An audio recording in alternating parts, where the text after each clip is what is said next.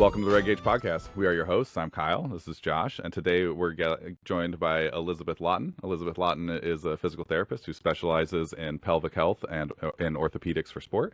She is the owner of Endeavor Physio in Olympia, Washington, and she's done cross country since high school, CrossFit, weightlifting, strength training, and we're really happy to have her on the show. So welcome. Yeah, thank you. Yeah. I feel like I should do more there. Like right after you get done, I always feel like I'm just like, I feel like I should like stand and clap or something. I don't know. I always feel so underwhelmed on my part of the start. But Yep. So you got to be a little closer. Okay. Yep. But why don't you tell us how you got started? Usually we ask how people get started in sport, but I'm just super excited to talk about pelvic floor physical therapy. Calm down. No, I don't want to. Yeah. How did you get started in sport? Okay, fine. We're doing it. Okay, in sport. So I was a really hyper kid and I had a lot of energy. I know most kids do, and my parents put me in every sport that there was year round. So like I wasn't even the most athletic or anything like that. They're just like, yep, soccer, softball, swimming, gymnastics, doing it. Just get the energy out.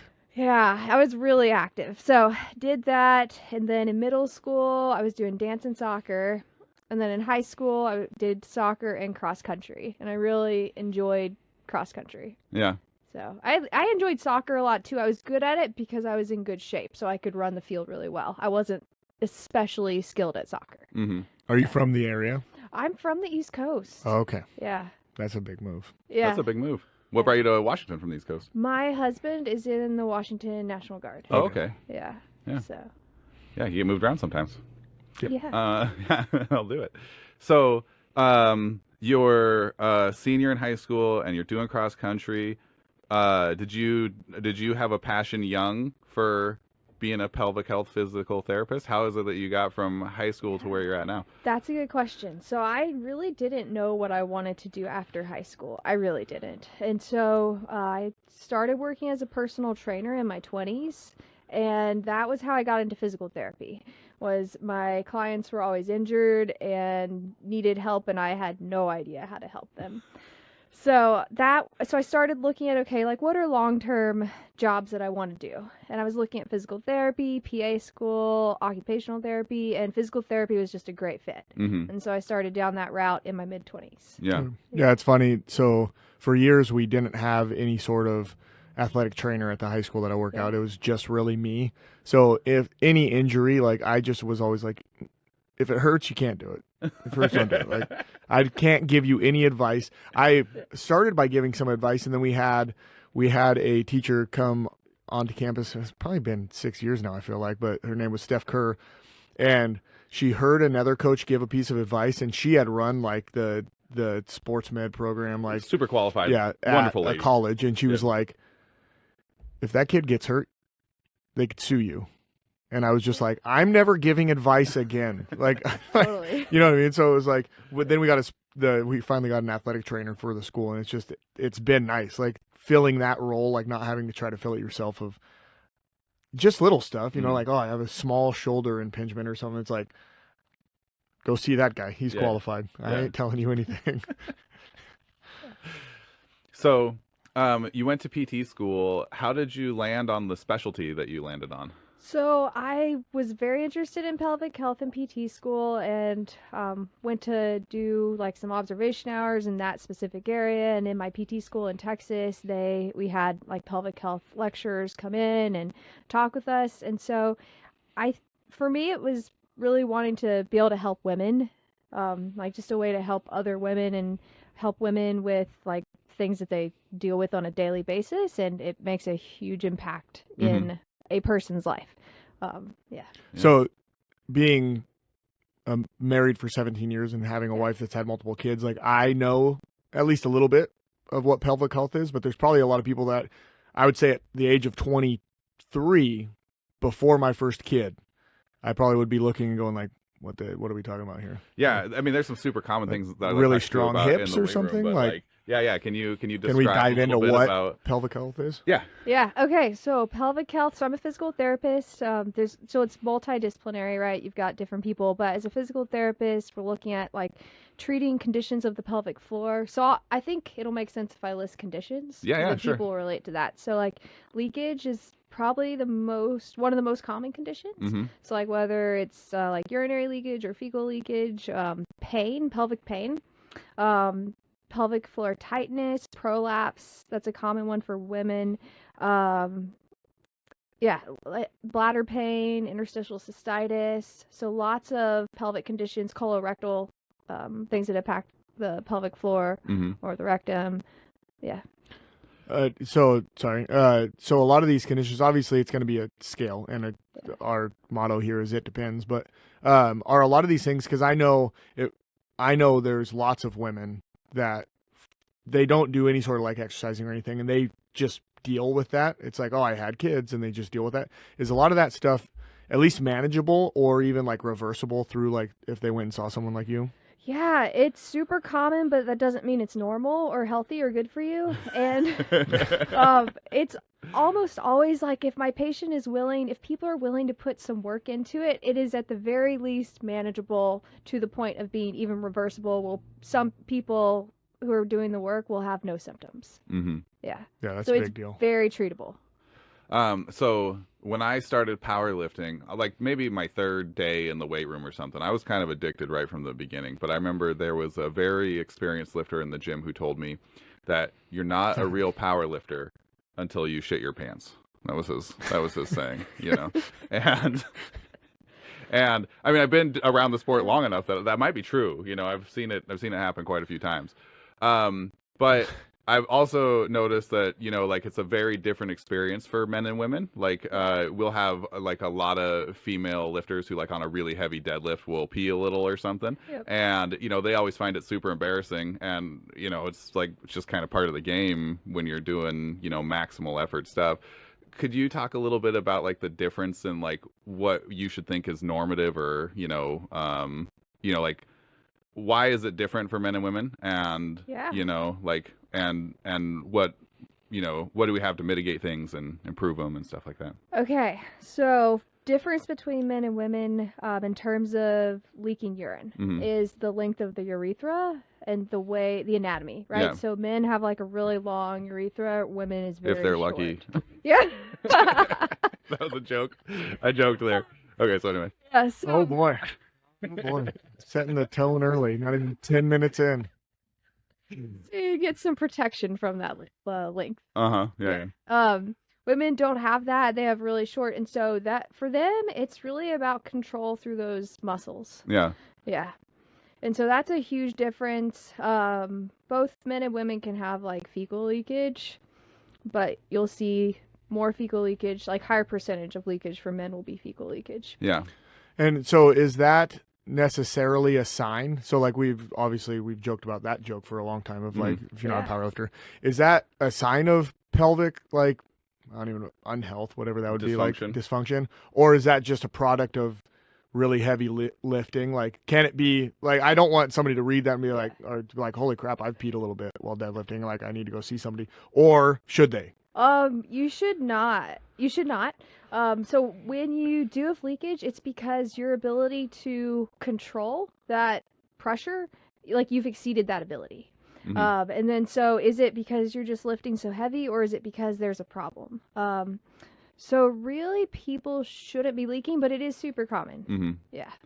Yeah, I know. And this might be, this might be shooting kind of in the dark, but in the world of strength training, there's a lot of conversation about bracing, right? So like you fill up your belly, you get some nice like torso rigidity, and it creates a lot of intra-abdominal pressure and everything. One of the things I've been doing this a really long time, and one of the things I've learned about bracing is that I can tell whether or not my brace is solid by where I feel pressure, like in the bowl of my hips, right? Yeah. And so if it's like straight at the bottom, then that's a really good brace. But if it feels like the pressure's moved forwards or backwards or occasionally to the side, that's usually when I get hurt. But if it feels a little forward or backwards, then that also comes with the feeling of like, oh, I'm going to poop my pants today, or, whatever. Is that something that like is like a real thing? Is that just like my experience, or like is there a difference between like a good brace in weightlifting and a bad brace in terms of how you feel that pressure and how it affects your body? Yeah, definitely. And that's one of the things we work on with people is pressure management. Mm-hmm. And so like helping that, like where is the brace weak? Like Mm-hmm. you want it to be strong throughout the whole brace. And so with a specific person, like diving down, like where is it weak? Where can we build this up to get it stronger? Bracing's great. Mm-hmm. Yeah. Yeah. And then, can we put some names to things? Because, everybody knows what their quads and hamstrings are and stuff, right? Yeah. But what is the Levator Annie group that's like 3 different muscles? And then, God, I'm trying to read my anatomy book from college in my head and it's all blurry. It's been too long. Totally. Yeah. So you've got 3, we'll think about it in a few different layers. So you've got superficial pelvic floor muscles, middle pelvic floor muscles, and deep pelvic floor muscles. That goes like relative to the outside of your body. Yeah. So the deep ones are closer to like your internal organs and stuff. Yes. Yeah. Okay. Yep. And the superficial ones are closer to the skin. Okay. Yeah. And so superficial ones are going to be like pubocox. I'm sorry. I just like blanked for a second. That's funny. Ischiocavernosus, superficial transverse perineum, and then so you've got those muscles, and then as you go deeper, you have the sphincter muscles are like the second layer, Mm-hmm. and then the deeper muscles are going to be the levator ani. Yeah. And you've got different ones there: puborectalis, coccygeus. Yeah. Yeah. And then how do you work on working those? Like, is there a thigh master for your... Yeah. Oh, there are. So I just got a crazy ass just. I'm interested to see what Yeah. you're about to say, but the thigh master is crazy. You have to figure out like how they're not working, and then you'll know how to work them. Mm. But let's say they're not turning on at all. Like some people, there's just like you work with them and they just like can't get it to turn on at all. Mm-hmm. So those people, there's an electrical stim protocol with like a internal probe. You like turn the stim on and it turns the muscle on, kind of like you guys have seen with the quad. Mm-hmm. Like muscle activation, like Russian stim or neuromuscular electrical stimulation after like a knee injury or something. Mm-hmm. Rip. Same kind of thing, but in the pelvic floor. Yeah. So if they're not turning on at all, you can do that. We can also like work with people verbally to like get them to turn on or use biofeedback. Okay, so that's one category. They don't turn on at all. Mm-hmm. Another category is they're super tight, and so they're just not working well and they're not flexible. And people can be weak too, not so much weak, but people can have symptoms because not necessarily because of weakness, but because the muscle is tight and not working. It doesn't move. It doesn't have the flexibility that it needs to be functional. Mm-hmm. And then the other category is just like being uncoordinated. Yeah. Like just doesn't turn on at the right time. So it just depends on how, like what you want to target, what you're going to do. Yeah. You can totally, like sit down and try to activate your pelvic floor. That's great. If you want to think like, are you actually activating your pelvic floor, or are you just getting other muscles and you just think you're activating your pelvic floor? Or are you actually turning it on? It's not bad to have other muscles help support, like bring in pelvic floor muscle activation. But if you only have like the supportive muscles and no pelvic floor, then that would be a problem. Having just worked in the profession, I don't even know how I've gotten down this path so many times, but like I know just like with my wife, like she's done Kegels for a long time, but she always talks about like she's like it's just not working. So maybe if those kind of things aren't working, maybe you do need to go see somebody because it's not that. Mm-hmm. It's just same thing in our world when some kids are like, oh, my hamstrings are tight. Like that doesn't necessarily mean it's because your hamstrings are tight. Like that could mean a whole host of other things that are pulling or pushing. Like, so don't just start stretching that thing. Yeah. So. Yeah, it's like that. Yeah. So do you find like I like his example of the tight hamstring, because a lot of times things tighten up to protect something else, right? So like you get immobility in your hamstring or something because you got back issues and your body's trying to be like, don't bend over, I don't like that, and so do you have is there similar, like, one of the things I get frustrated with when talking about kinesiology or like the way people move is how simplified we make it sometimes, like I remember I tore my bicep tendon, and like the weirdest things would be like bicep tendon pain, and it's like, I'm not even using that arm, why is it mad at me right now? And are there interesting like movement chains that include the pelvic floor, where like if you've got a hip that's out, it might affect that, or back issues or whatever? Oh yeah, definitely. Like back, hip, those are big. If you have like a weak hip flexor, like Mhm. maybe the pelvic floor is just kind of like holding on because you have a weakness somewhere else. Yeah. The hip muscle is like attached into the pelvic floor. So yeah, definitely. Yeah. Oh, that's interesting. So just be as teachers and then being in the strength field, like one thing we've realized a lot is like incredibly weak hip flexors just because we Yeah. sit so much nowadays. So is like, do you guys already see some relation of like super weak hip flexors making the pelvic floor like even weaker? Like, are we Or about to tighter. see like, or yeah, like Yeah. I don't want to use the word epidemic, but I'm not smart enough to thesaurus, A thesaurus plague. size, We about to see a plague. the black plague of pelvic floor issues about to spring up. Like, That's a good question about like the future of pelvic health. I hope not. I hope it's getting better because people are talking about it a lot more. But I mean, like you said, like with our sitting mechanics, that affects so many things, and for some people, it could be affecting their pelvic floor. Mm-hmm. Yeah. Yeah. What are so if you have tightness, right? It might not be that issue. It might be something else that you got to work on. Yeah. I know a lot of times when people like just don't have access to it. Like I had a hip dislocation or subluxation when I was a kid, and forever apparently I just wasn't using that little piriformis group to rotate Yeah. my hip, because one day when my wife was in her 20s, she came home from physical therapy, and I was like, "Oh, show me all the exercises they gave you," just because I'm a nerd and I'm curious and I wanted to do them. And to do just the lay on your side clamshell, I want to, like, I'll preface this with, like, I think I was squatting like around 600 pounds at this point in time. Okay. To do a clamshell was like I did 2 reps the and like world's strongest man level effort. Like, yeah. World's strongest man level, 1,000-pound deadlift Okay. to get 2, and then it burned for like 3 hours. So like I just apparently had never used them. You know, like my body had just figured out how to get by without it. Yeah, you were for my entire functional. life. Yeah, I Yeah. did everything. You Well, know, well, somewhat functional. that was me. Yeah. But you know, just as a result of that injury, right? I just didn't have access to that. And then once I strengthened it, I was okay. I had the same thing coming back from a back injury where I like would try to do like a single leg hip thrust, and on my left side or my right side, I basically couldn't do anything. You know, like just that glute just didn't want to Yeah. operate at all.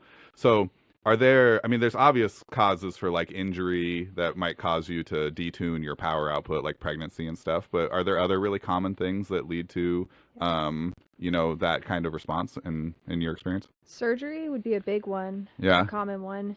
Yeah. Surgery, injury, pain. Mhm. The body shuts down. You get decreased proprioceptive awareness. You get decreased use.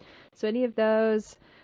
Illness. So you think about like COVID and the respiratory viruses where you're getting a chronic cough. Yeah. And so then you're having like chronic increased pressure. Like, right, it's not normal to cough all the time. But Right. when you Right, get sick, yeah. you do, and you get sick a lot.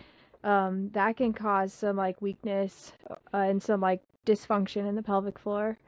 Yeah. Yeah, I've never really thought about that. Like if you're coughing for a few days, like that is an extreme amount of like internal pelvic pressure. Yeah. Yeah. You know, like I really like when you said cough, I was like, oh yeah, dude, that's a lot of pressure in there. And I'm a dad, so I cough and sneeze loud as hell. Like Yeah. I try to generate as much noise and pressure as possible. Maybe I should stop. Yeah. I like how you preface that with "I'm a dad." Like, Well, it's that's just when it something happens, yeah, When you it is. become a dad, you have to sneeze loud, cough I loud. I used to sneeze appropriately.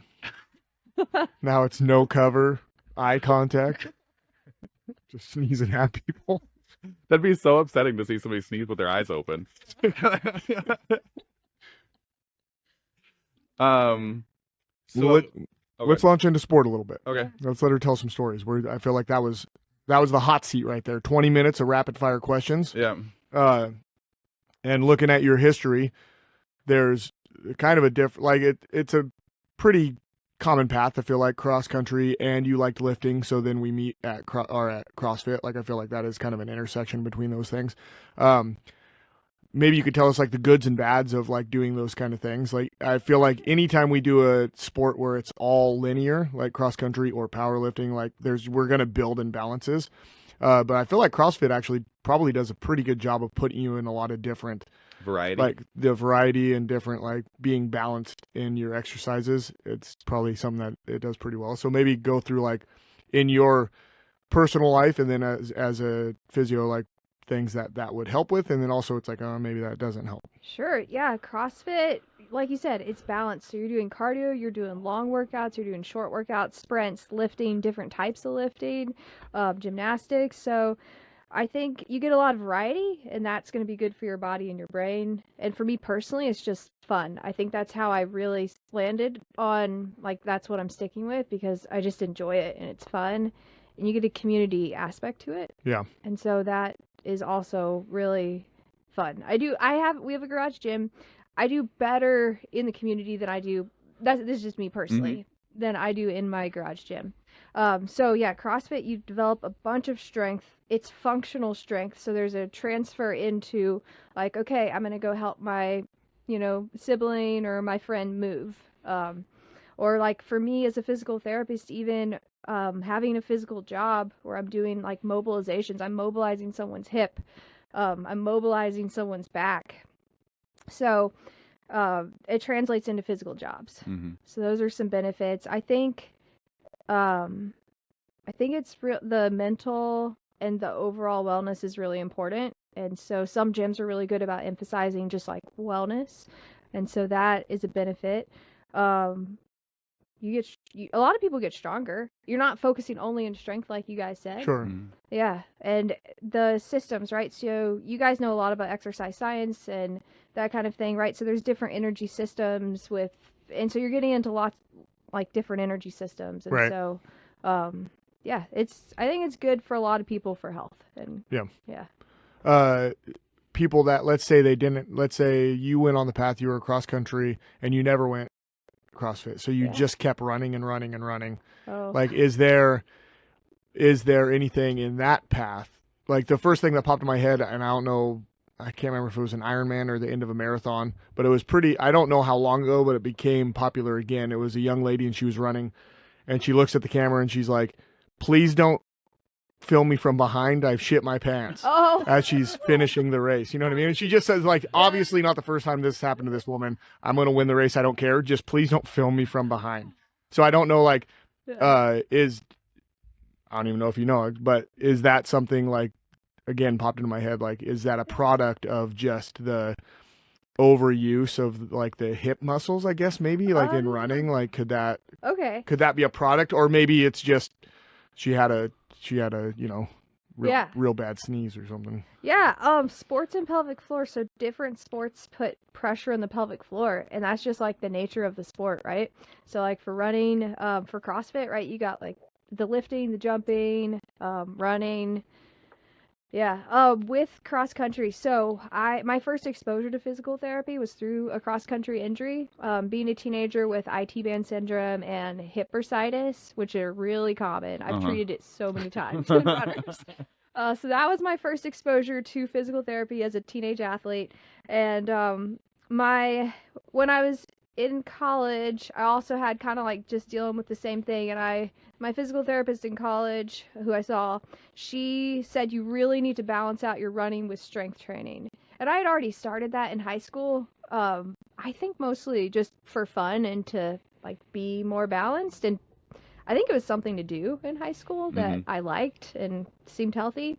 So yeah, I really started being more regular with strength training in my early 20s because of a running injury. Yeah.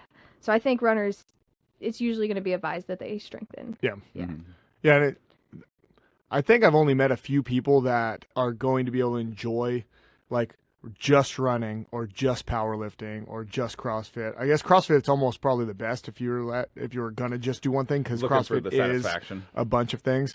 But like you probably should pretty early diversify your exercises, because it does get boring. Yeah. Like lifting one way, unless you're that kind of person, which you probably aren't. Like right. that's a 0.5% of people that exercise. Yeah. You know, that could a just lot of stay people in one thing. Like, think they are that kind of person for about 9 months at a time. Right. Right. And then they'll start getting burned Yeah, out. it's really easy to join a new sport and be excited and have all of the new exercises, and you're getting better at it and might be getting stronger. We talked about it before, where you're not really getting stronger. You just, those neurological pathways are just laying down. But like run and play basketball and exercise, like those are all probably things that you should be doing if you want to continue long. Because you also might be someone like Kyle who gets injured a lot. Yeah. and you might not be able to do the things that you actually love, but maybe you could have been doing some of the Something other else, things, yeah. right? Like, Yeah. So Yeah. Yeah, it's also really easy. Like, you don't need to do that much cardio or that much weightlifting if you really love the other thing, like to balance it out. Sure. You know, like 10 or 15 minutes, 5 times a week for cardio, or, 2 hours a week of weight training or something makes a really big difference, Yeah, totally. in terms of just health benefits and sanity and all that kind of stuff. Yeah. Yeah. Yeah.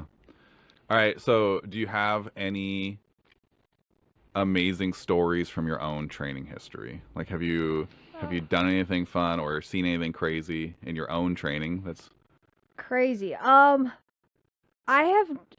wouldn't say like I've set any records or anything, Uh-huh. but one big thing for me is I always wanted to run a mile in 6 minutes. Yeah. And I know it may not be like that crazy for a lot of people, but for me I had to work really hard to accomplish that. I'm still trying to get to a Yeah. mile in 9 minutes, so don't. yeah, at the That's at the super impressive to population me. at Yeah. the population level, a female mile of 6 minutes is phenomenal. So I Yeah. did it. I committed to it 1 year, and I trained for like months, Mhm. and I did it. And that was a really big accomplishment for me. Yeah. So that was my crazy. I almost collapsed after, but I was fine. you're like, okay, 6 minutes mile, boom, done. Uh-huh. And that's also not how to stop running. Yeah. Safely. Don't do that. But that was my crazy. Yeah. I know I always love watching people get into their hard running phase, because when they start, they inevitably run really hard for a long time and then sit down and pass out, and that's my favorite thing. Yeah. I don't know why it's my favorite thing, but nobody expects it, I guess, that your blood pressure will drop when you stop demanding it, Yeah. Yeah, I don't know that I've run hard enough. Yeah. I would like to think I have, but most of the time I get done, it's like 4 hard breaths. It usually just Alright. happens right at the start. Like, if you're a few weeks into it, you probably already passed the window where Yeah, that's true. your body's acclimated a little bit. I got tired playing golf yesterday, so I was on like hole 13. I was like, how many holes are there in this game? So maybe I should You start just drove the exercising cart again. the whole time. Yeah, You yeah. didn't have any gloves or anything. Just watched people golf. But You're like, every swing I get more fatigued. absolutely, it was true. Mhm.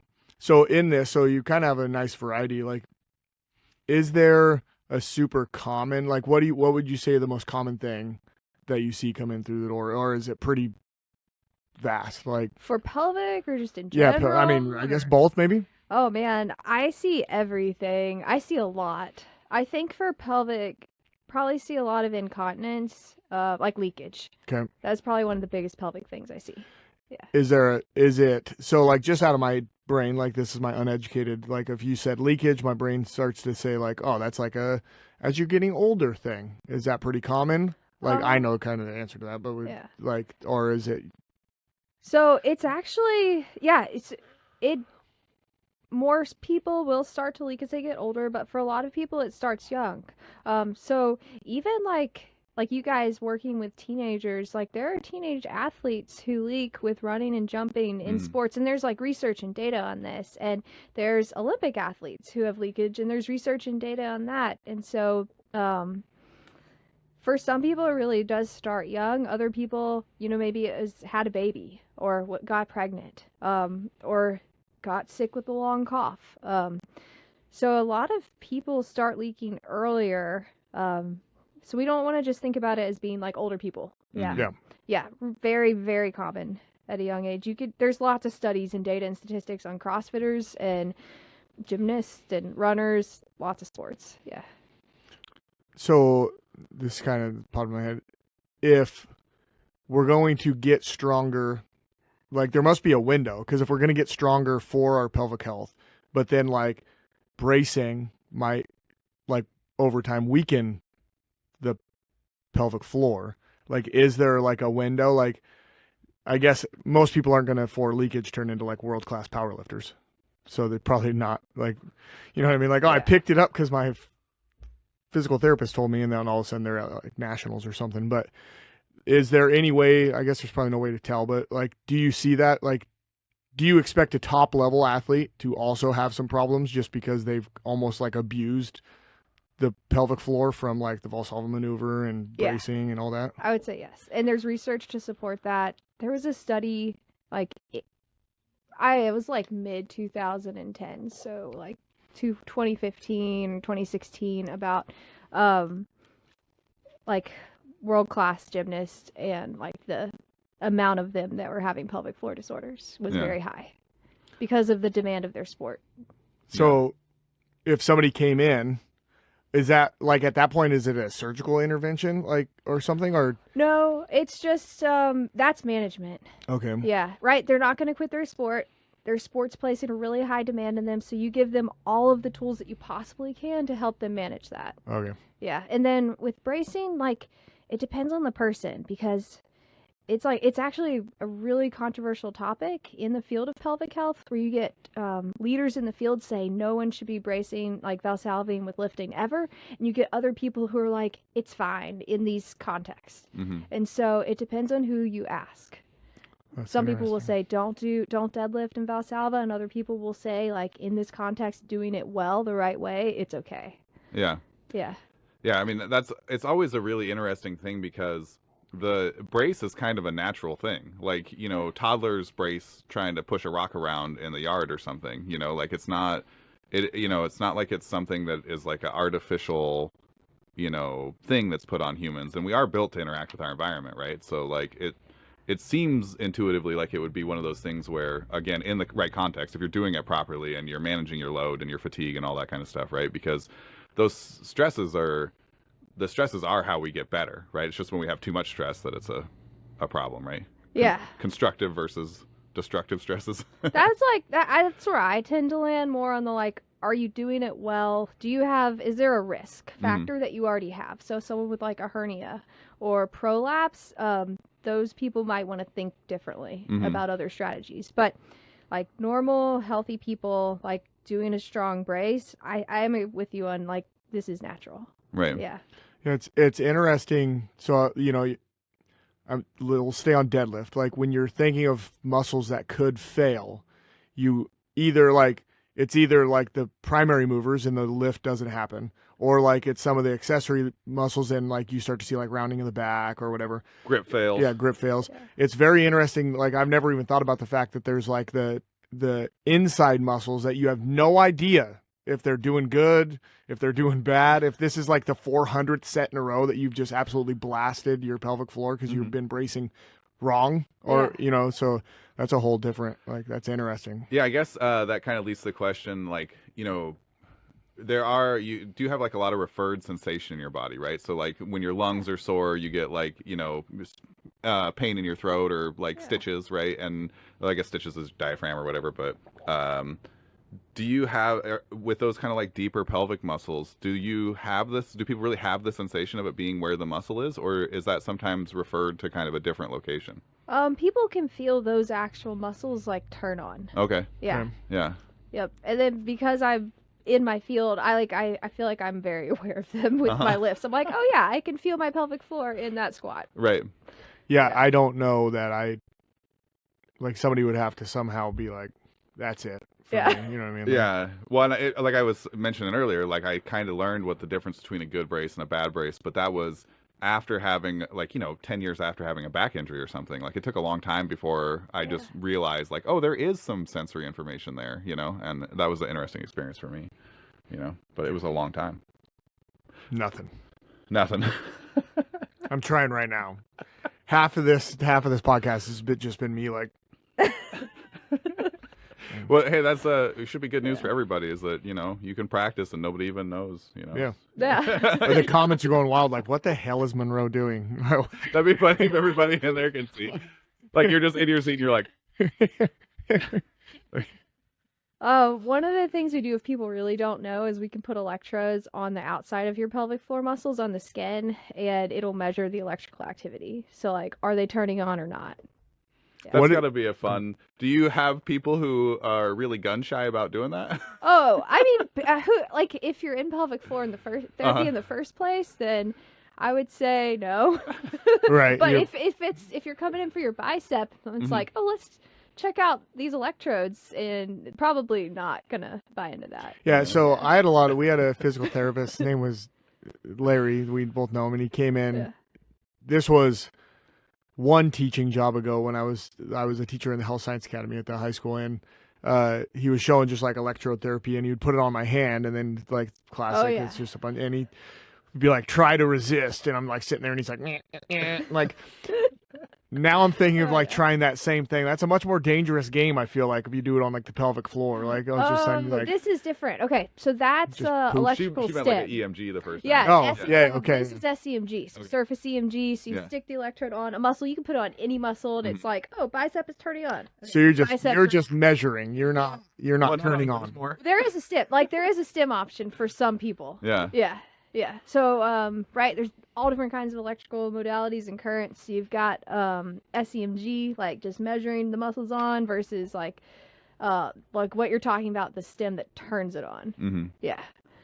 Yeah, that's Which is different. There's some really like great research about using those the stim machines. Just that is just interesting to read, like fascinating. So there was a psychologist, and I'm gonna forget his name right now. I want to say his first name was Paul, but they did a show about him. It was Lie to Me was the show, and it was based loosely on his work, But he would take those and put them in his face, because you have like a million muscles in your face, right? And so he wanted to be able to use each one independently. So he'd put little needles in his face and then just fire it off until he knew what it felt like, like train his brain to use just that one muscle or whatever. Interesting. And I was like, that's real commitment to a cause. I don't really want to put needles in my face. Maybe I would. what was the benefit was just to be able to do it. So his research was about how we just wear our emotions and our cognition on our face. And so the idea was trying to see like what muscles are working when you're, thinking and planning and So happy essentially, and sad and lying right? and Essentially, if you did that, you could either hide or fake any emotion. yeah, or understand other people better, Yeah. what I think was the goal of his research, hopefully. Yeah, sure. Understanding people. The goal of his research was The just show was called the show that read all of his research. Uh-huh. Then they were like, the title of this is Lie to Me. Yeah. Okay. And there's probably there's probably something to that. Yeah, Hollywood's dramatic. That's Yeah.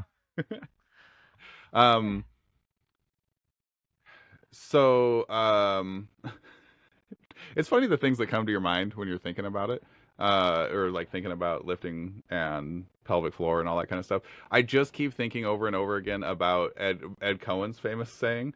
So for anybody who's watching who doesn't know who Ed Cohen is, that seems insane given the context of our thing, but he's probably the best power lifter ever. He's won 1 million titles and had phenomenal lifts, and everybody on the planet's just doing their best Ed Cohen impression. But he always used to say the key to a good squat was opening your taint. That was always his thing. So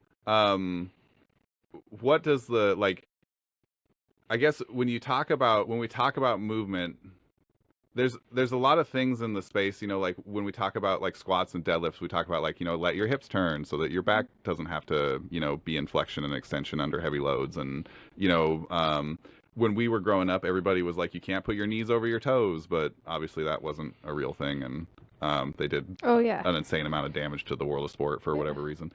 And we get similar advice, like for how you throw a baseball, swing a golf club. Like there's lots of like movement advice that people give.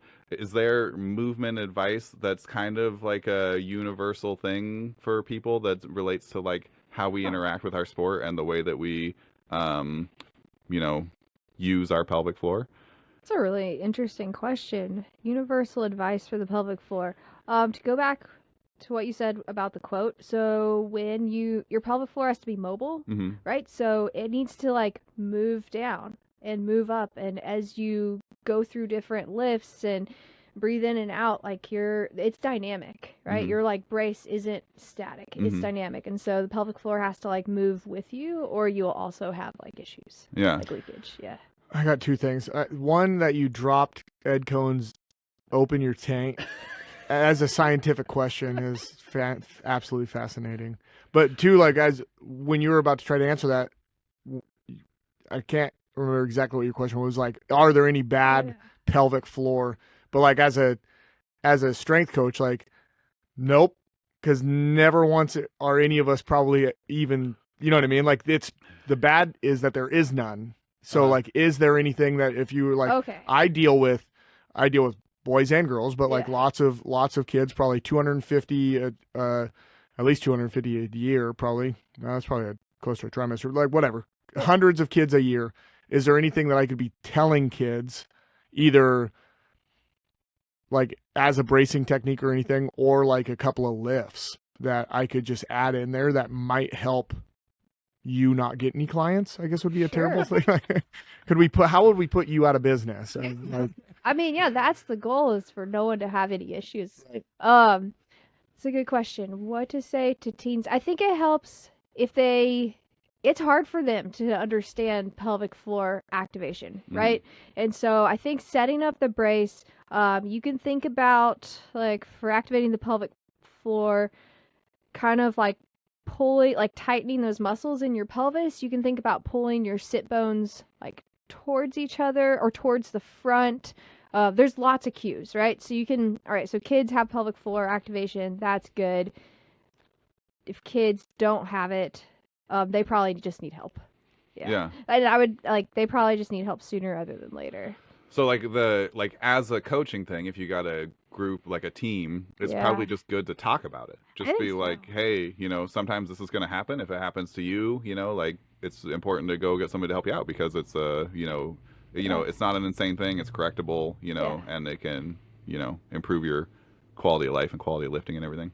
Yeah. And then sometimes it's just like someone just needed to pee before they deadlift. Like, one time I was at a competition and someone like emptied their entire bladder on the deadlift floor. It was like, that person, maybe that person also has other like leakage issues, but probably just really needed to like go before deadlifting. Definitely help yourself out. Yeah. I think there's building a culture where people can talk about these things and don't have to, where there's not as much shame, and that's getting better. Yeah. Whereas this used to be like we hide these patients in like a dark room in the back of the clinic, and no one talks about this. I definitely, in the powerlifting world, I feel like it's become more common. Like, and the guys, so like being a coach, but I've run a lot of meets, like getting better at like trying to get the platform clean, get the bar clean and stuff without making a big fuss. Like it used to be, I feel like the first couple of times I saw it was like a really big deal. Like people were like, it was like a disgust. Like, what just happened? Yeah. It's like, oh, okay, let's just clean this stuff up. Like, it's probably not the grossest thing that's happened at this wherever we're at, gym. So, like, that's kind of nice that people are starting to understand. And definitely, if you're in my realm, like as a high school coach, starting with like a lecture that's all based in science, so that you could have a conversation later on when it's probably intelligent, so you don't just come in one day and you're like, let's talk about your pelvic floor. Like, that's probably a good way to get yourself on the news. So, but like, do you provide anything like that? So like, let's say I reached out to you and I was like, I'm going to have a demonstration to my kids, my powerlifter, maybe it's the beginning of the year. Like, do you do anything like that? Like, do you go speak places, or would you have like a PowerPoint? I speak to adults. I've actually thought about like connecting with high school teachers, only because like I really want kids and like teenagers and athletes to know, like, this isn't normal. It's okay, but like it's not normal, but don't feel guilty, right? Like, it's not normal. There's help, and like, get help, because you can like be better at a young age. And so I've thought about like making those connections with the schools, and like, or meeting with health teachers to help them like talk about these things. I know for me and the people that I know, at least, like, so we met at the USAPL Women's of Ladies of Iron meet, but so just like the week before in that same gym was the Washington State High School state championship. So that's, there's probably 500 kids that are in that, and most of them are on the west side. We do get some east side lifters, but there's lots of coaches. But I also know that if you looked at like a general like, who are the coaches, it's going to be like mostly like middle-aged to older males who probably not comfortable having this conversation, or this topic came up after they were ever in, learning. So that might be a good way, like, if you're in, like, maybe you think about that, like, to reaching out to those people. Like, I'm pretty young, and that still would be kind of, and I've had very successful, like, girls teams, so I have a pretty good connection with a lot of my young ladies. Still would be an awkward conversation, not only for me to have, but probably for them, like, No one wants Monroe talking about their pelvic health. Like they're not going to want that. So Yeah. before, when I was a health teacher, like my favorite thing was bringing in an expert for like the sex ed unit. Okay. Because when I delivered it, then whatever the next unit was might as well not have existed, because they were just trying to forget the things that Monroe had just said. That's a good point. You know what I'm Yeah. saying? So, and if I'm afraid to talk about it, then I'm probably not giving the best information. Yeah. You know, which the real thing should be, I shouldn't be afraid to talk about it. But Well, when I do my workshops with adults, like I talk a lot about core as well because it's part of the core system. Mhm. So that's a really comfortable way to talk about it, right? You've got like different aspects of core system. So you've got like the deep core stabilizer, so diaphragm, multifidi, transverse abdominis, pelvic floor. And then you have like fascial sling systems, right? So anterior chain, posterior chain, lateral chain, like the oblique chain front, oblique chain in the back. So you've got that core system. There's like getting into Valsalva, talking about the glottis. So that's part of your core system. So I'll like frame it in the context of core systems. And then I have like a pelvis model, like I'll show people. I think people do well with pictures and then try to just I think that's just what we're doing in pelvic health is making it more normal to talk about. And like I said, it's getting a lot better. I think, yeah, Mhm. it's definitely getting a lot better. Where women, especially, I think it's harder with men, whereas it's not as common of a topic with men. But with women, it's getting much more common. yeah, I mean, to be perfectly honest, so obviously, like I said, like I learned that it was a problem for women Yeah. after my wife had had a child. I learned that it could be a problem with women a month ago when I met you. Right. And we had a conversation, and you said it was a problem for men as well. And I was like, oh, shit. All right. Yeah. So, I mean, there's obviously like, big differences, right? So, like, anatomically very different. And, well, I mean, I don't know how very different. Anatomically very different. And then there's childbirth and stuff, and men Yeah. don't have those things. So, like, is it still just like incontinence, but like fecal incontinence is the most common thing for guys? Or what are the. That pain, pelvic pain. There's like nerve issues for men and women, like pudendal neuralgia. Mhm. So like men, like numbness issues or cyclist. There's like sexual dysfunction that's part of pelvic floor dysfunction, so that's going to be for men and women. There's pelvic floor tightness. There's the coccyx, so coccydynia, so like tailbone pain, coccyx pain. Yeah, Yeah. and then just like and weakness, where you get pain or weakness in the pelvic floor. Like sometimes we'll be treating someone and you're seeing them for low back and they're just not getting better, or seeing them for hip, like a male or a female, they're just not getting better. That person, like sometimes they'll go to pelvic floor and they'll get better because their pelvic floor was the missing link of back pain or the missing link of hip pain. Yeah. Right. Yeah. It is a really interesting, like, when you think about like the or popular conception, I guess, which is maybe just my conception. I guess I can't think the same way everybody else thinks, but I've seen a million things about knees and shoulders, Yeah. and 100,000 about ankles and elbows, and like 50 about hips that were actually meaningful because hips are pretty complicated, and then basically nothing about the pelvic floor, and like really had to go look for information on like the lower back and stuff. Like, when I got hurt in 2003 or whatever, I went to the doctor and they were like, it's just back pain. You just got to wait till it gets better, and it was like, that seems like an insane thing to say now that I know what I know about, the system and how it works and all the different tissues and everything. So it is something that does need to be talked about a lot more, Yeah. the pelvic health and everything, just so that people understand what's actually going on and how things move together. And Well, and that's a good point. Like whether it's a back injury or a pelvic injury, or yeah, things don't usually just get better with Mhm. rest. It's like you have to progress and like prime your body back into things after injury. For women postpartum, that's a big deal with pelvic health. Like not just like jumping back into running, having done like nothing, like going Mhm. from couch to a run. I mean, people do it and they're fine, but like there's a progression Mhm. for return to exercise after pregnancy that's best, and pelvic floor is part of that. Yeah. I want to get this out before it slips out of my brain, which only can carry like 4 pieces of information at a time.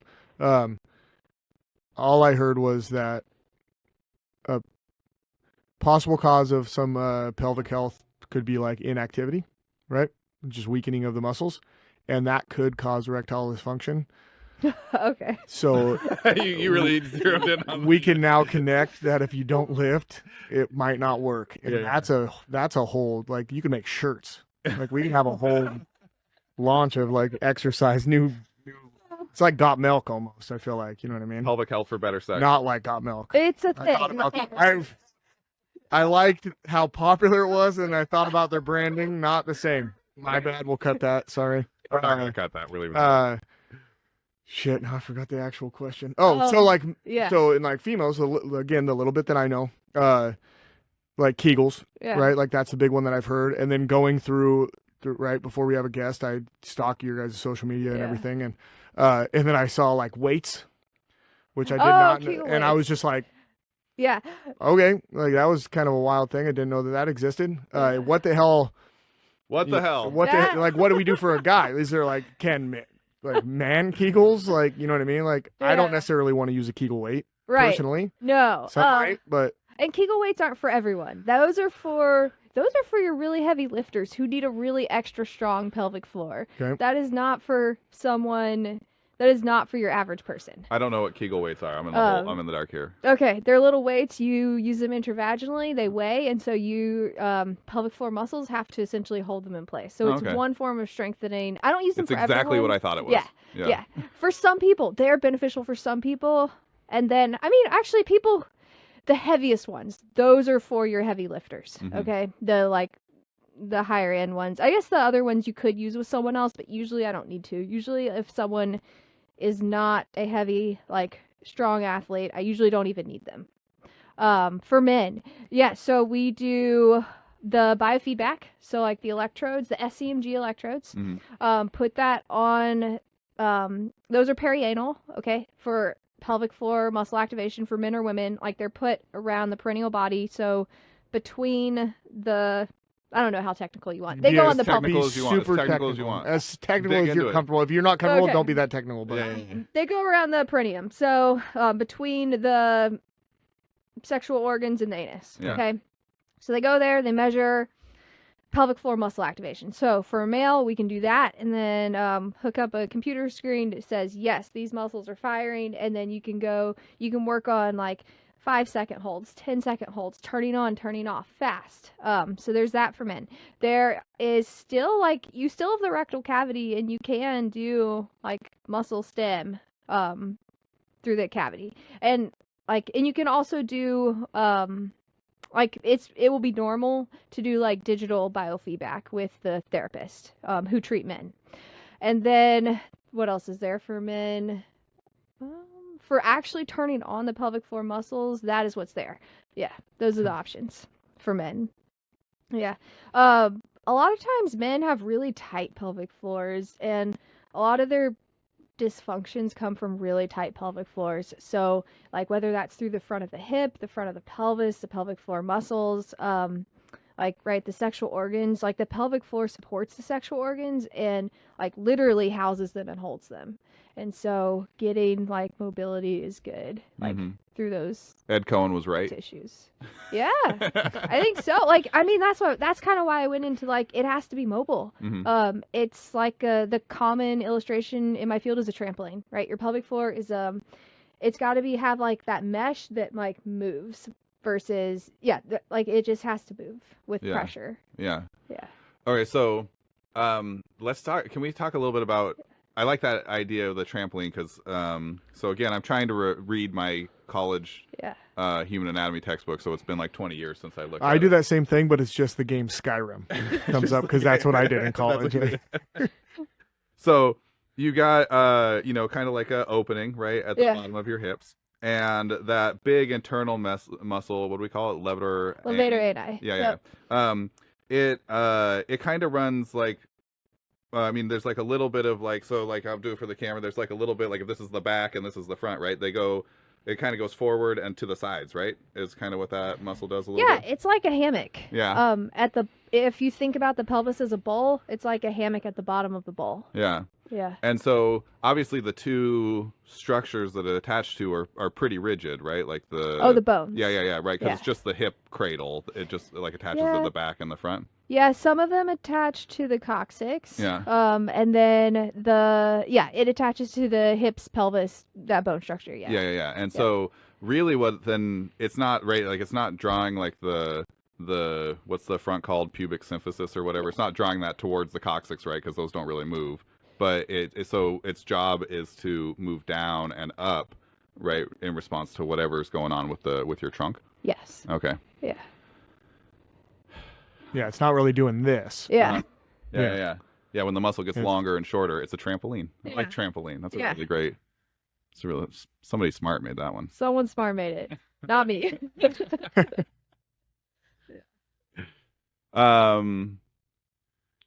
It's funny because most episodes, like, we wind up talking a lot about the stuff that we know about. Okay. Half of this, I'm literally just like sitting there, like thinking, like in deep thought of like, oh, okay, all right. I should be responding right now, but Yeah, Yeah. I'm actually trying to build thinking, a model. which is good because that means that, listen, if Kyle's thinking, don't act like you know what the hell's going on. Oh yeah, for men, there's also things like rectal dilators, because they'll provide a little bit of proprioceptive input. okay. Yeah.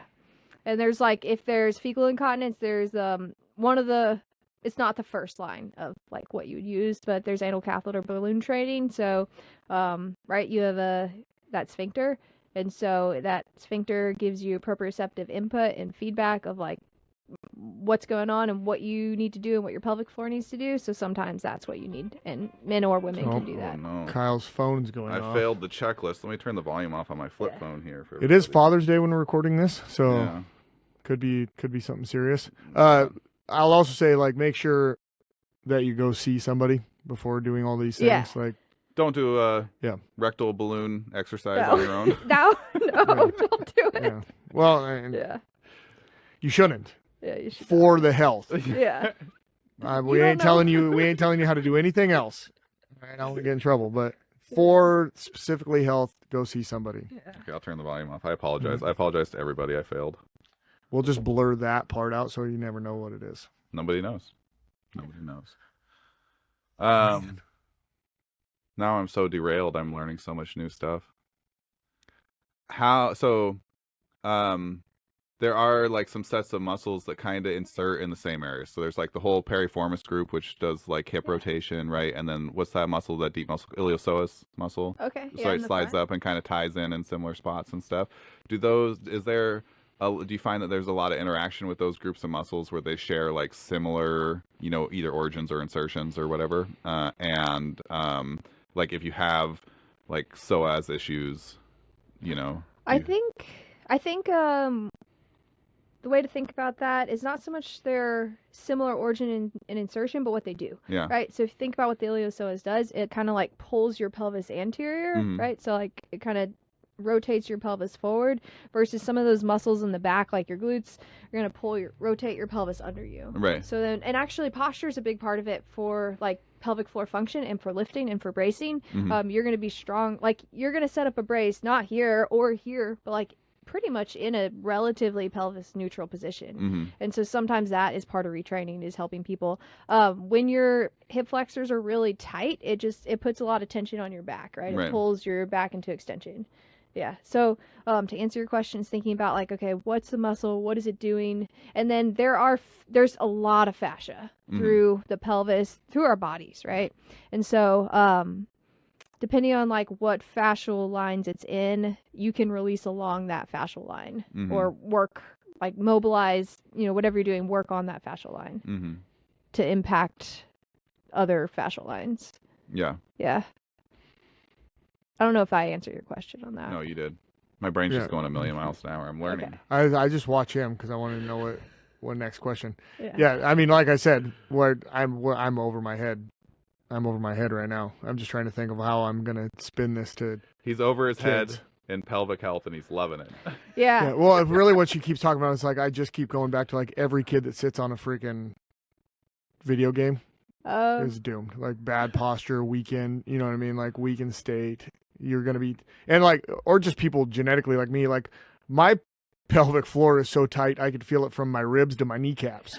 You know what I mean? Like I can't even bend. I just, like I said, I just played golf. It's literally me there. I don't rotate from below the nipples. Yeah. Okay. Like I just and just hit the ball and then I walk a little bit. Like yeah. All of your slings are malfunctioning. Yeah, yeah.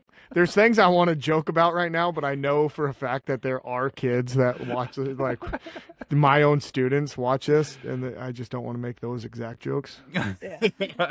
I still need my job as a teacher. So. But I'm going back to the trampoline. How do you there's lots of ways to cue a muscle, right? So like if you've had like an elbow or shoulder injury and you're working on bicep, there's lots of cues for, like how you might describe what that's supposed to feel like to somebody.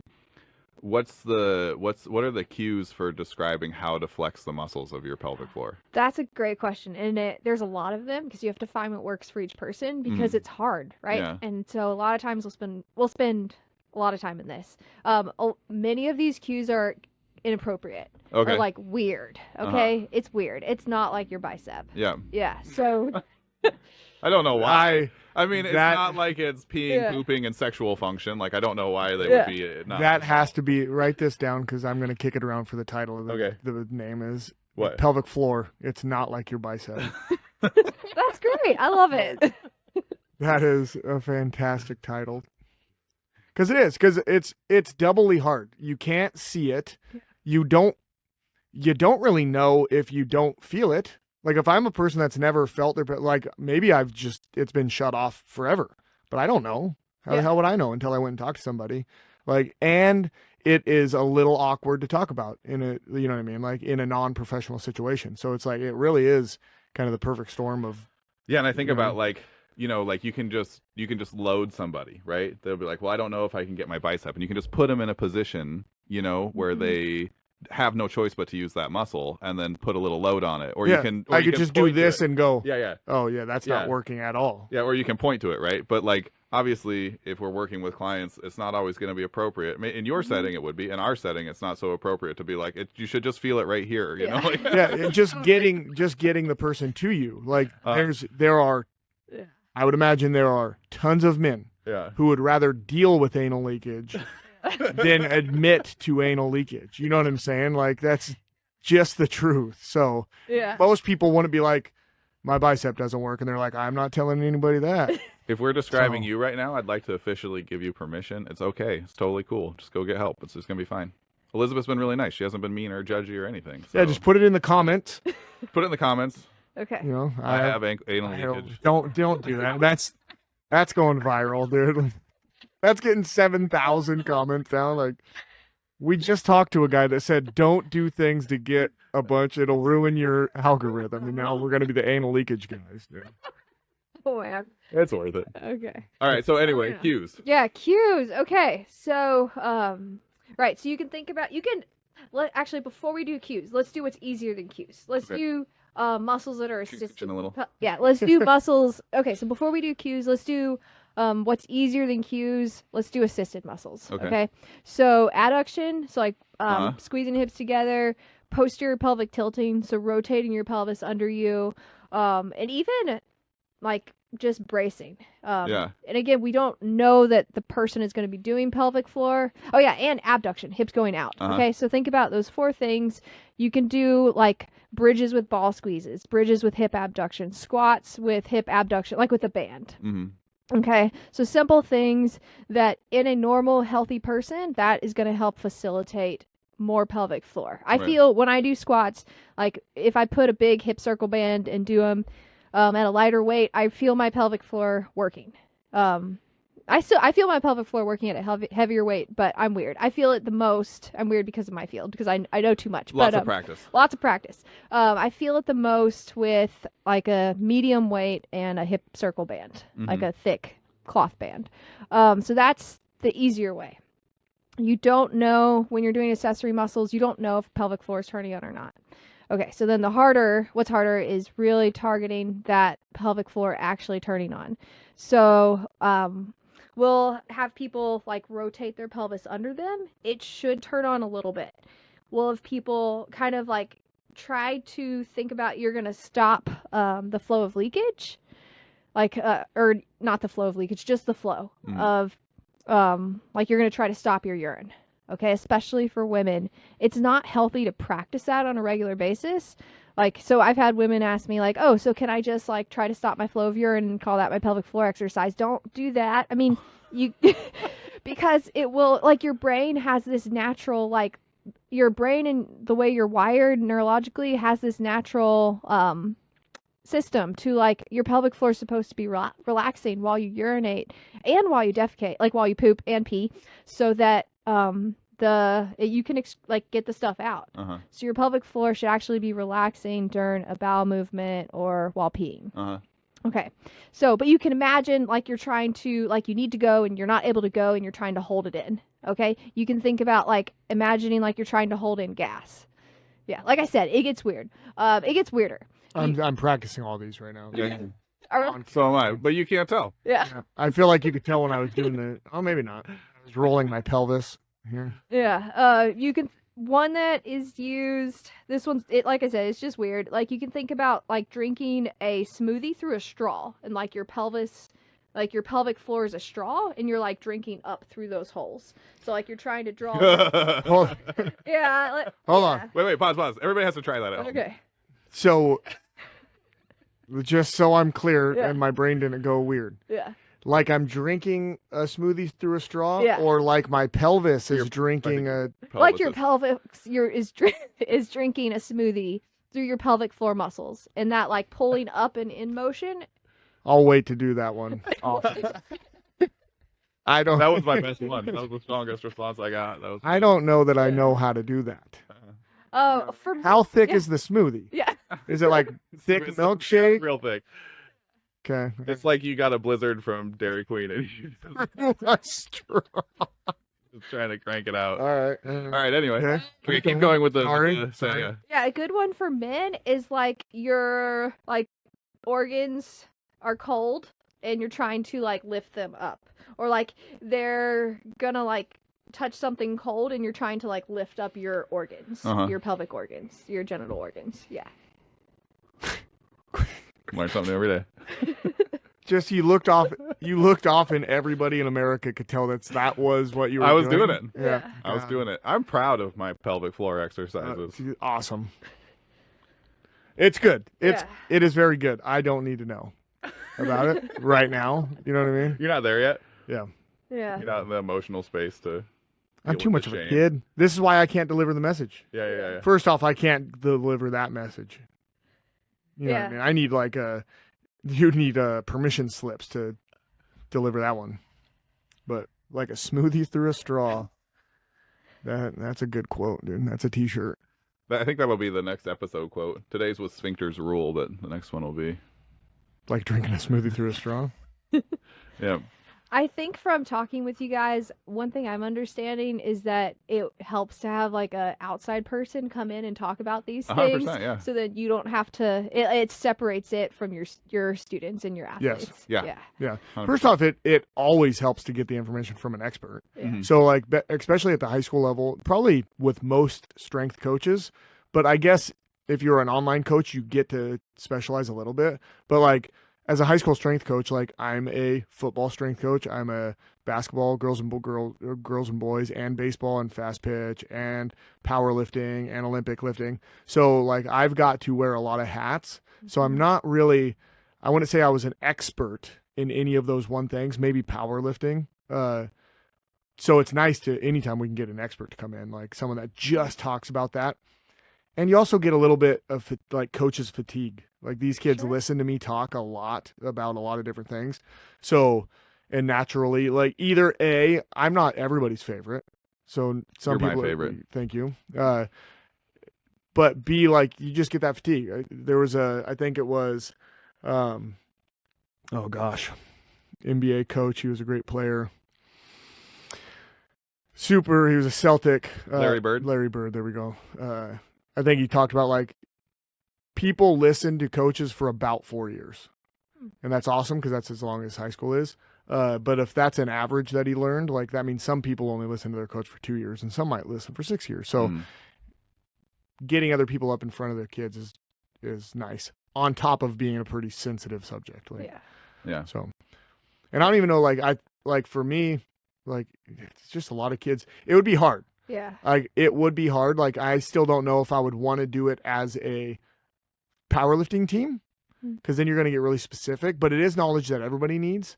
But I'm just thinking, like right now I could already picture 4 boys that I'd probably have to send to the library for this. Yeah. You know what I mean? Like, and they just like, sorry guys, you don't get to join in this conversation because you'll never make it.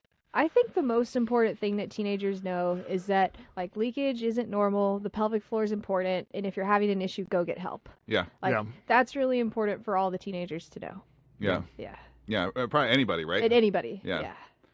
Yeah. Because I know, I was really surprised, like having kids, how many things just weren't in the books. Oh yeah. Like they're just, you have a lot of experiences. We were just talking about this yesterday about, there's so many things that happen, and then when you ask somebody, you're like, did this happen to you? And they're like, oh yeah. It's like, I read 17 books about pregnancy and childbirth, and none of them, described these, and they're all the messiest and ugliest things that, people would be shy or embarrassed about. And it's like, those are the things that should be in the book, right? Because then that way, when it happens to you, you're not having a panic attack in the middle of already having a baby and having a panic attack, right? Yeah. And so, I forgot where I was going with this. There's a lot of things that are just kind of like, like a lot of people are like, oh, after you have kids, it's just going to be a problem, like, is that like I think it's healthy to know that like it's something that could happen, right? But is that actually a realistic expectation, or is it like it's going to be a problem, but it could be temporary? Like how should we frame that, like, post baby experience? Yeah, so it's a very common problem, but it doesn't always happen. It is very, very common. And for some people who do have that, it gets better, but a lot of people it sticks around. And you get these phrases in culture. Like I'll hear women say, "Oh, I don't jump on a trampoline anymore. I don't sneeze." Yeah. Like all kinds of sayings people have. And it's like, "No, actually you should go get help and be able to sneeze and cough and jump on a trampoline and laugh, right? Yeah, right. Without issues. Yeah, and it's harder to fix issues later. That's like, right. Yeah, I was just gonna ask. Like, pelvic floor leakage predicts falls in older people. Oh, okay. Okay, so it's associated with falls, and it's also associated with being put into assisted care. Yeah. Interesting. And so it's really important, and it's easier to take care of now versus when you're like 60, 70, 80. It's really hard. Yeah. I would imagine there's a window. Obviously it would be different for everybody, but like at some age you're going to lose some ability to like even squeeze the muscles if you're inactive, right? Like so you really probably should just take care of those things as quickly as humanly possible. Yeah. Especially with medicine, everything, like we might be one of the first generations that just kind of keep living longer, right? Like there's lots of like scientists in that field that talk about like, okay, by the time we're 60, like they might have learned how to make us 120. And then so just like any technology, once you learn, that technology takes off, right? So like by the time we're 100, they might have learned how to make you 180. So it's like, you better take care of this body. Because we might be the first generation that this body lasts a really freaking long time. So it better not be getting run down at the age of 40. Yeah. I mean, whether or not they get any, what is it, anti-sentience, stuff going on, like it's a good idea just to be healthy for the, the years that you got. Like people say that all the time, right? Like the reason I don't want to live a long time because I don't want to, at 60, I can't do anything. So I'm going to live to 100 doing nothing for 40 years. Like it doesn't have to be that way. Yeah. You could identify when things are going wrong, and I do think that humans are pretty bad about this, is like, like actually taking care of the issues, right? So just the same, like, and that's me as well. Like I'm in this field, and it took me 15 years to go get my knees checked, and unfortunately it was just that it was bone on bone cartilage, and there wasn't a lot, but still that was nice to know, like, it's not something that was torn. But for 15 years, I had bad knees, Really, probably before that, I've always had bad knees, but it's like, dude, I could have learned that 14 years ago and maybe have done some stuff to slow the breakdown, and then I might be better off now. Yeah. Yeah, I think a lot about, like, we both had the same strength coach when we were kids. Like, we both got introduced to the weight room with the same guy, Coach U. And when I met him, he was already in his late 60s. And I remember him just, like, being in the weight room, just popping down on the floor and getting back up. And, I mean, he still looked like he was in his late 60s. I mean, he was, it wasn't like lifting weights his whole life turned him into a 25-year-old. But he moved better at 67, 68 than most of the high school kids did. And it was like, that's like, I don't know that you can write a check big enough for that. Yeah. Having that mobility your whole life. Right. That's huge. If when you are 67, how much would you pay to be able to move that way? And the answer is you can't. You got to put in the time and make sure that you're taking care of your body the whole time. Yeah. Doing the exact right amount of pelvic floor training. The exact right. Yep. So I remember reading about things like there was recommendations in now the whole thing's going to get into childbearing years and aging advice and stuff. But I remember reading a thing that talked about how, kind of like whatever bone density you have when you're 30 becomes like a cap for the rest of your life, especially in women. And then, obviously, like, pregnancy comes with all sorts of fun side things, right? Like losing bone density and all that kind of stuff, right? So my wife and I always used to joke that she was going to try to get as jacked as possible before 30, to max out the muscle and bone health and stuff, right?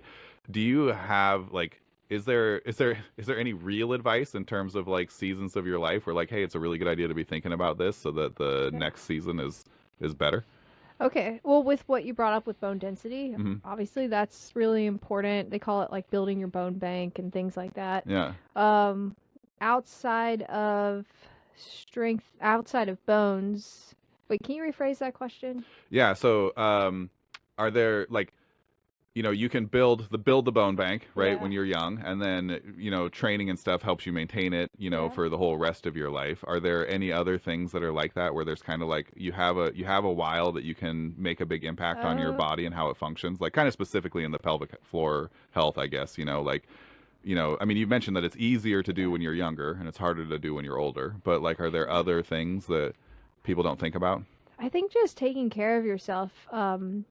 So if you know you're going to be having kids and you already have a pelvic floor disorder or pelvic floor symptoms, like it will get worse with pregnancy. Right. And yeah, so I would say take care of your issues before you're pregnant. After, like, part of recovery. So in America, like, women go back to work at 3 months, at 6 months after having a baby. In other parts of the world, they go back much later. And so I think it's really important for women to understand postpartum recovery and that it's a 1 to 2 year process and it involves a lot of things. And so it involves nutrition, it involves hydration, it involves like strength, pelvic floor, core, like having good mechanics, good posture. So I don't know if I have like a actual answer to your question, whereas like, I mean, the research is out there, right? At 35, that's usually how women are classified. Like at 35, things start to change. So you've got, right, teenage girls, young adult women, 35. So that's, and you're going to start to get perimenopausal at 35. So you'll start getting, I mean, it may start for someone at 37, but in that much earlier, much later, depending on the person, right? Yeah. On average. Yeah. So you'll get the hormone changes that happen. And so, and then you'll hit menopause next after that. And so I think it's really important, like nutrition, health. There's things you can do for your pelvic floor during those stages. So like moisture is really important. Like women after pregnancy, so like in the postpartum stage, perimenopausal, especially menopausal, don't have the like moisture in that area. And so there's different treatments. So there's like creams, I mean, we're in the Pacific Northwest where people are like very closed, I find, to like medications and things, but a really common medication that some of these women will need or could benefit from would be estrogen, like topical creams, like intravaginal creams. Perimenopausal and menopausal women, like taking hormone estrogen therapy, if they're open to it, can really benefit a lot from that. I think building strength is just something you do through your whole lifespan, and it just looks different at different phases of that lifespan. Yeah. But like pregnancy is a marathon, and so you actually really need to be strong to have a baby Yeah. and to give birth and then to take care of that baby after birth.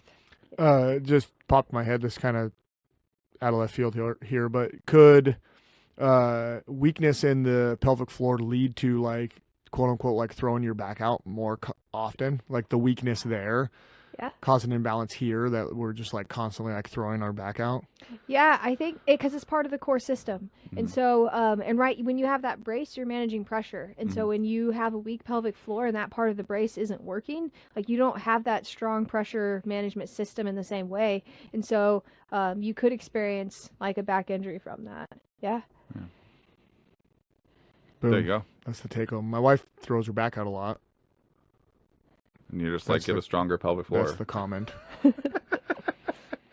I joked because I was like, damn. I told Kyle, I was like, we should have brought a special guest and had a. Yeah, we should have had one of the and had- wives on. And had one of the wives on and ask questions, like more specific questions. Yeah. I think we did pretty good I'm proud of us. of asking questions. Like You guys did great. Sure, 4 or 5 times did I want to act like a 14-year-old and I completely did. I go did a off, couple times. off the rails? Yes. Yeah. But I think we did pretty good. Yeah. Nice. Cool. Hey, would you go so far as to say that being stronger is awesome and everybody should do it? Yes, absolutely. Nice. You heard that. Yeah. Get stronger. It's cool. Yeah. Well, I think we did it. Yeah, I don't have. Yeah, look at that, 122. I hadn't looked at it for a long time. Yeah. It is funny how this kind of happens. Like right around. I think Like- we're just building an internal clock the more episodes we Yeah, do. probably. You know? Yeah. Yeah. Yeah. I know. I'm trying to think if is there anything else. Oh, on your drive home, you're gonna go, oh my god. Probably. I didn't say any of that. Okay. But that's fine because we can add that, and if we ever have anything else and we want to make some shorts or anything like that, we absolutely can Okay. Yeah. do those things. Yeah. I know. I'm just like, okay, what else pelvic floor would benefit people to know? I'm not sure. Yeah. Yep. Yeah. Yeah. Cool. All right. Well, thanks for being on. Yeah. Thanks for having me. It's nice to like meet you guys. Yeah. Yeah. Yeah. Yeah. All right. So. Like, comment, subscribe. Helps out the show a ton. And be kind in the comments, I guess. Thank you.